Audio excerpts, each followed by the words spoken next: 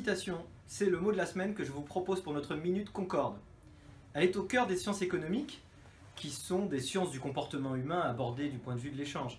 Mais le rôle prépondérant des incitations pour déterminer le comportement est trop souvent oublié en pratique, en particulier par notre système fiscal. Deux exemples récents illustrent ce rôle des incitations et la façon dont elle est hélas trop souvent négligée par nos politiques économiques.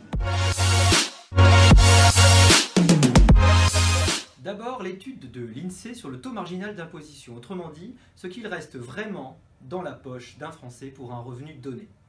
Pour un Français sur deux, ce sont 57% de ce qui est gagné qui est prélevé.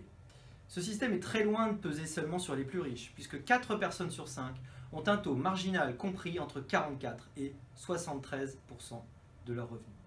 Pour aborder les choses différemment, quand nous coûtons 100 à notre employeur, notre salaire brut n'est que de 65, car on doit enlever 35% de charges patronales. Notre salaire net de 45, car on enlève 30% au moins de charges salariales, auquel il faut retrancher l'impôt sur le revenu, mettons 30% pour simplifier, reste 31. Et ce que l'INSEE n'ajoute pas, c'est que lorsque vous achetez un bien, vous payez aussi une TVA, 20% au taux normal. Reste donc 25 environ sur les 100 que nous avons coûtés. L'effet de ce taux, souligne l'INSEE avec raison, c'est un effet désincitatif, une désincitation à travailler, une baisse des efforts pour développer son activité, finalement une incitation à aller à la pêche plutôt qu'avoir la pêche.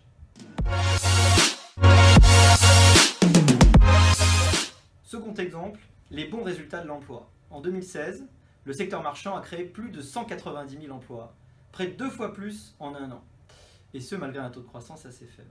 Les observateurs s'accordent à reconnaître le rôle des mesures de baisse des charges dans cette création d'emplois, CICE et allègement sur les bas salaires essentiellement.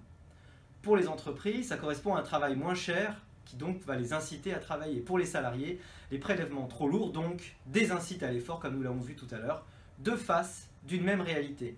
C'est sur les incitations à la production et au travail qu'il convient de mettre l'accent pour assurer notre prospérité, une leçon d'économie qu'on aimerait voir traduite dans tous les programmes des candidats à la présidentielle.